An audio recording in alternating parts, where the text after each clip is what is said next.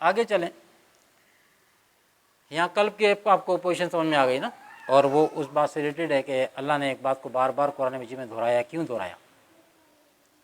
آگے اللہ تعالیٰ نے ارشاد فرمایا سورہ انفال کے اندر پارہ نمبر 9 آیت نمبر 2 میں فرمایا، یہ وہ لوگ ہیں جب اللہ تعالیٰ کا ذکر کیا جاتا ہے تو ان کے دل ڈر جاتے ہیں۔ سورہ حشر میں آگے جا کے ارشاد فرمایا، اگر ہم اس قرآن کو پہاڑ پر بھی اتار دیتے تو تم دیکھتے کہ وہ اللہ کے خوف کے مارے خشوع کرتا اور پھٹ جاتا۔ مزید فرمایا سورہ بنی اسرائیل کے اندر، ہم نے قرآن کو شفا بنا کر نازل کیا ہے۔ کلام الہی پلس شفا ہے، لیکن ایک جگہ اللہ نے فرمایا کہ قرآن مومنین کے لیے شفا ہے۔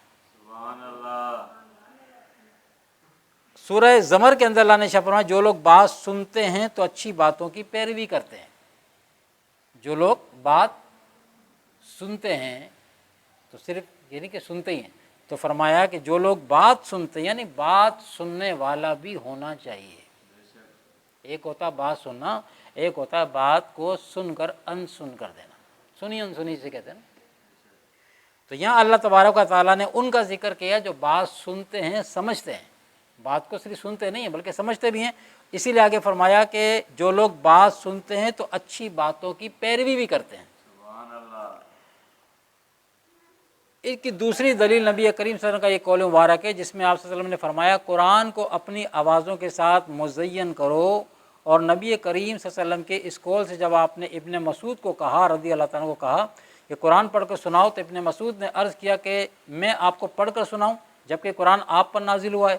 اس پر حضرت صلی اللہ علیہ وسلم نے فرمایا، میں اوروں سے سننا زیادہ پسند کرتا ہوں۔ سبحان اللہ۔ اور برا رضی اللہ تعالیٰ کے اس قول سے کہ میں نے رسول اللہ صلی اللہ علیہ وسلم کو والتین والزیتون پڑھتے ہوئے سنا اور میں نے آپ سے بہتر پڑھنے والے کو نہیں دیکھا۔ سبحان اللہ۔ پہلی والی بات میں تو حضور نے فرمایا میں دوسرے سے قرآن پڑھنا زیادہ پسند کرتا ہوں، ٹھیک ہے؟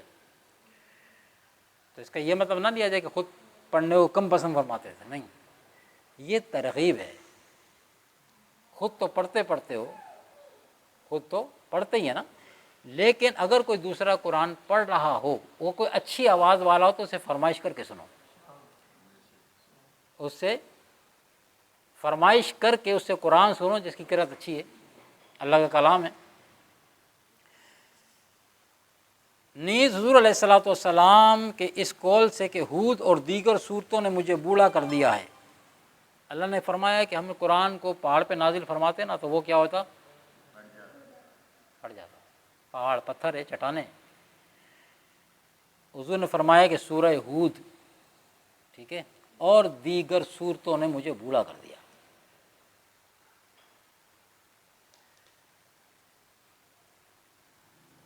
یعنی کلام الہی ہے، معمولی بات نہیں۔ اچھا، پہاڑ پہ اترتا تو پہاڑ ریزہ ریزہ ہو جاتا۔ حضور علیہ الصلوۃ والسلام کے قلب اطہر پہ نازل ہوا ہے، سبحان اللہ۔ وہی آتی تھی نا، وہی کا تعلق قلب منور پہ نازل ہوتا تھا۔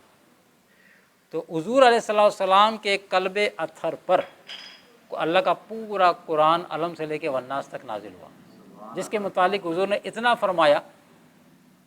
اتنا فرمایا کہ سورہ ہود اور دیگر صورتوں نے مجھے بوڑھا کر دیا، مجھے بوڑھا کر دیا ہے۔ بوڑھے سے مراد کیا ہوتی ہے؟ جیسے ذوف ہو جاتا ہے نا، ذوف، اس یہ حضور نے اشارہ دیا کہ اللہ کے کلام کو ہلکا مت لینا۔ نبی کا حال یہ ہوا ہے۔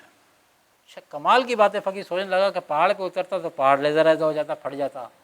حضور علیہ الصلوۃ والسلام فرما رہے ہیں کہ سورہ ہود اور دیگر صورتوں نے مجھے بوڑھا کر دیا ہے۔ ہم کتنے آرام سے پڑھ جاتے ہیں، ہم پڑھتے بھی ہیں اور سنتے بھی ہیں۔ پورا رمضان شریف میں لوگ ایک نہیں کئی قرآن پڑھتے ہیں، ایسے ہی تراویح میں پورا قرآن سنتے ہیں۔ نہ پڑھنے والے حافظ صاحب پہ ایسا کوئی اثر کیفیت طاری ہوتی ہے، نہ پیچھے سننے والوں پہ کیفیت طاری ہوتی ہے۔ پڑھا وہی رب کا کلام جا رہا ہے۔ کیوں؟ کسی کی کچھ نہیں ہوتا۔ یہ صدقہ ہے حضور علیہ السلام کا۔ یہ سارا بار کلام الہی کا آقا علیہ السلام نے اپنے قلب اطہر پہ اٹھا لیا سبحان اللہ۔ اور امت کے لیے آسانی کر دی۔ اب جو ہے ہم بعض کو دیکھتے ہیں، آپ دیکھتے ہیں کہ حرم شریف میں آپ نے دیکھا ہوگا کہ امام کعبہ وغیرہ یا امام مسجد نبوی کے امام قرأت کر رہے ہوتے ہیں نا، بعض اوقات تو وہ رو پڑھتے ہیں، کوئی عذاب کی آیت پڑھتے ہیں، سورت پڑھتے ہیں، تو وہ کیونکہ وہ سمجھ رہے ہوتے ہیں، وہ عربی کو سمجھ رہے ہوتے ہیں وہ کیا پڑھ رہے ہیں۔ عذاب الہی کی آیت پڑھ رہے ہیں تو اللہ کے غضب کی آیت ہے، وہ ڈر جاتے ہیں۔ جہنم کا ذکر آتا ہے تو رو رو کے پڑھتے ہیں، جنت کا ذکر آتا ہے چہرے پہ خوشی کے آثار ظاہر ہوتے ہیں، کیونکہ وہ سمجھ کے پڑھ رہے ہوتے ہیں۔ ہمارا ایک مسئلہ یہ ہے کہ ہم عربی پڑھتے تو ہیں پر سمجھ کے نہیں پڑھتے۔ تو اگر ہم تھوڑا سا سمجھ کے بھی پڑھنا شروع کر دیں، پورا قرآن نہ صحیح، کچھ آیتیں کچھ صورتیں ہی اگر ہم ترجمے سے یاد کر لیں اور پڑھتے وقت نماز میں اگر کبھی سنیں یا خود پڑھیں تو ترجمے پہ اگر غور رکھیں تو کیفیت بنے گی۔ یہ ضروری نہیں کہ کسی دوسرے کو نظر آئے، اس میں یہ شرط نہیں ہے کہ کیفیت بنے تو کسی دوسرے کو نہیں، بس آپ کو فیل ہوگا کہ آپ کہاں کھڑے ہیں اور کیا پڑھ رہے ہیں۔